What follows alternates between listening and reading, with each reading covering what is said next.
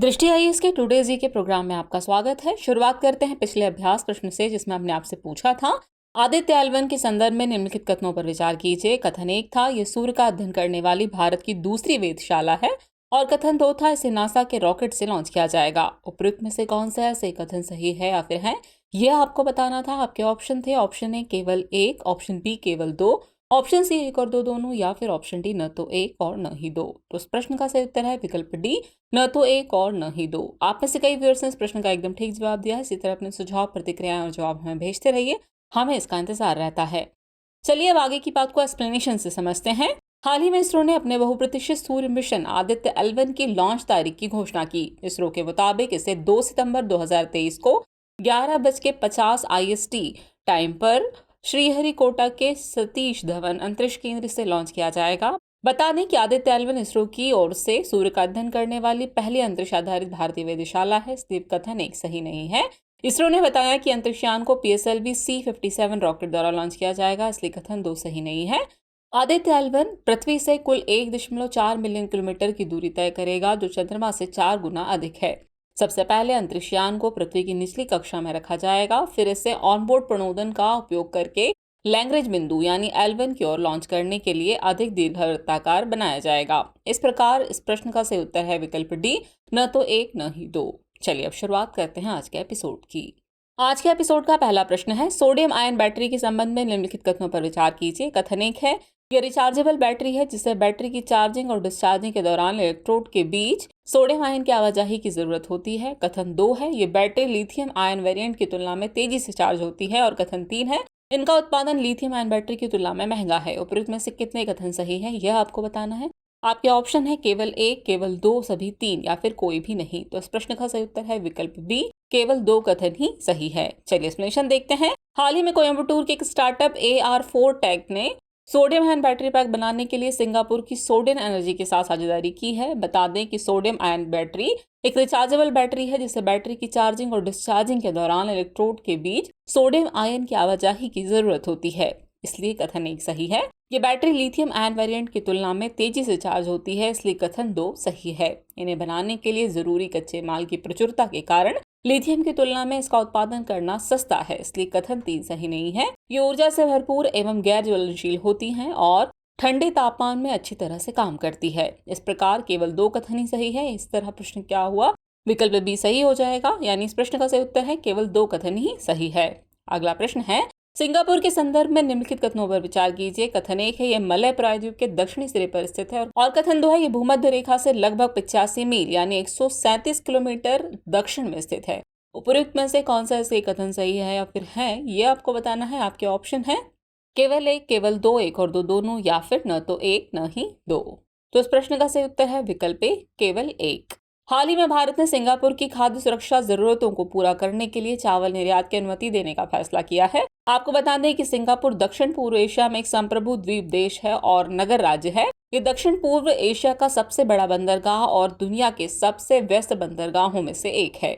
यह मलय प्रायद्वीप के दक्षिणी सिरे पर भूमध्य रेखा से लगभग 85 मील यानी 137 किलोमीटर उत्तर में स्थित है, इसलिए कथन 1 सही है, जबकि कथन 2 सही नहीं है। इसमें हीरे के आकार का सिंगापुर द्वीप और लगभग 60 छोटे टापू शामिल हैं। इसका मुख्य द्वीप जोहोर जलडमरू मध्य द्वारा उत्तर में प्रायद्वीपीय मलेशिया से अलग होता है। इस तरह इस प्रश्न का सही उत्तर होगा विकल्प ए, केवल 1 कथन ही सही है। नेक्स्ट क्वेश्चन है, हाल ही में चर्चित व्योम मित्र शब्द किससे संबंधित है। आपके ऑप्शन है ह्यूमनॉइड, इलेक्ट्रिक कार, ड्रोन या फिर फूल की प्रजाति।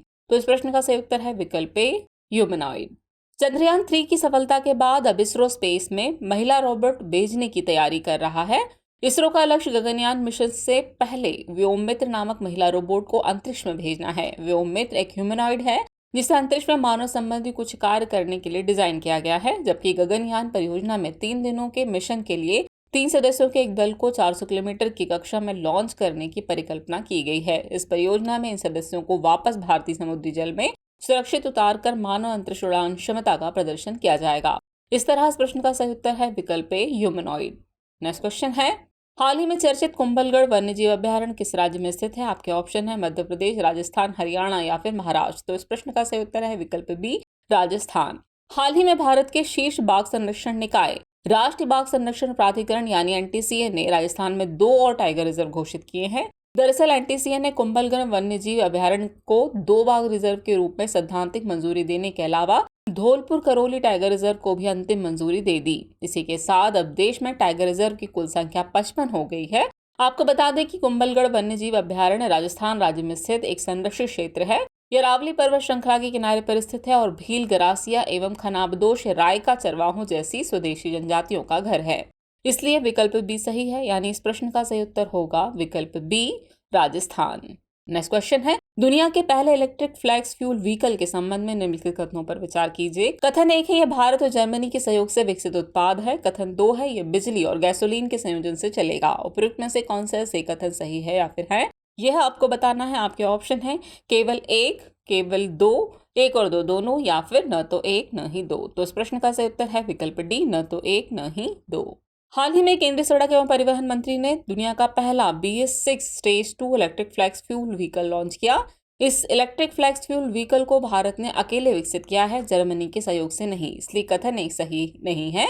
यह व्हीकल टोयोटा कंपनी की इनोवा कार है जो 100% इथेनॉल पर चलेगी, इसलिए कथन 2 सही नहीं है। यह वैकल्पिक ईंधन की दिशा में एक महत्वपूर्ण कदम हो सकती है। यह नई कार 40% बिजली भी पैदा करेगी, जिससे इथेनॉल की प्रभावी कीमत काफी कम हो जाएगी। बता दें कि फ्लेक्स फ्यूल व्हीकल यानी FFV ऐसे वाहन होते हैं जो फ्लेक्सिबल फ्यूल पर चलने में सक्षम होते हैं। इस तरह इस प्रश्न का सही उत्तर है विकल्प डी, न तो 1 न ही 2।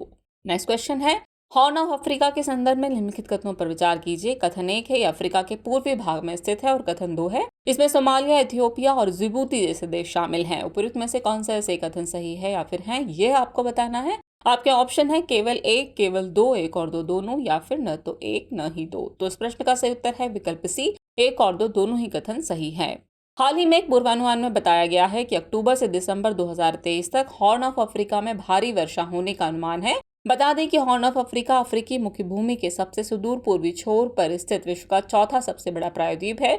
यह अफ्रीकी महाद्वीप के सबसे पूर्वी विस्तार का प्रतिनिधित्व करता है, इसलिए कथन 1 सही है। इसकी सींग जैसी आकृति के चलते इसे हॉर्न ऑफ अफ्रीका कहा जाता है। इसमें इथियोपिया, इरिट्रिया, सोमालिया और जिबूती शामिल हैं, लेकिन इसकी व्यापक परिभाषा में केन्या, सूडान, दक्षिणी सूडान और युगांडा के कुछ हिस्सों को भी शामिल किया जाता है, इसलिए कथन 2 सही है। इस प्रकार विकल्प सी सही होगा, यानी 1 और 2 दोनों ही कथन सही है। चलिए अगला प्रश्न देखते हैं।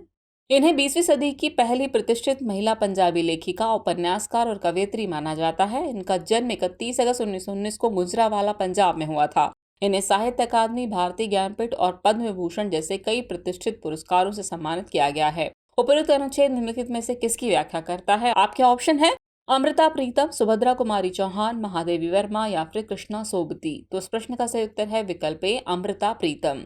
आज प्रसिद्ध उपन्यासकार अमृता प्रीतम की जयंती मनाई गई। बता दें कि अमृता प्रीतम को 20वीं सदी की पहली प्रतिष्ठित महिला पंजाबी लेखिका, उपन्यासकार और कवयित्री माना जाता है। इनका जन्म 31 अगस्त 1919 को गुजरावाला, पंजाब में हुआ था। अपने 6 दशक से अधिक लंबे कैरियर में इन्होंने कविता, निबंध, उपन्यास, आत्मकथाएं आदि सहित 100 से अधिक रचनाएं की। इनके योगदान के लिए इन्हें साहित्य अकादमी, भारतीय ज्ञानपीठ और पद्म विभूषण जैसे कई प्रतिष्ठित पुरस्कारों से सम्मानित किया गया। अमृता प्रीतम को उनकी कविता अज आँखा वारिस शाहनू के लिए सबसे ज्यादा याद किया जाता है, इसलिए विकल्प ए सही है। यानी इस प्रश्न का सही उत्तर होगा विकल्प ए, अमृता प्रीतम।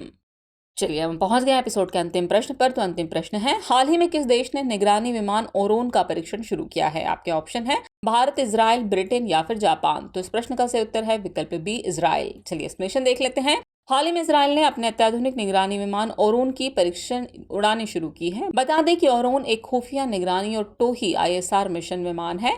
ये gulf stream G550 executive jet platform पर आधारित है, जो इसे सभी मौसम स्थितियों में तेजी से लक्ष्य का पता लगाने की अनुमति देता है। इसे कई सेंसर और डेटा संग्रह उपकरणों से सज्जित किया गया है। ये उन्नत एल्गोरिदम और AI पर आधारित स्वचालित डेटा सिस्टम की परतों से लैस है। इस विमान में हवाई इमेजिंग, नियंत्रण और नौसेना के लिए समुद्री खुफिया जानकारी एकत्र करने सहित कई क्षमताएं हैं। इस तरह इस प्रश्न का सही उत्तर होगा विकल्प बी, यानी इजराइल। चलिए अब नोट कर लीजिए आज के एपिसोड का अभ्यास प्रश्न।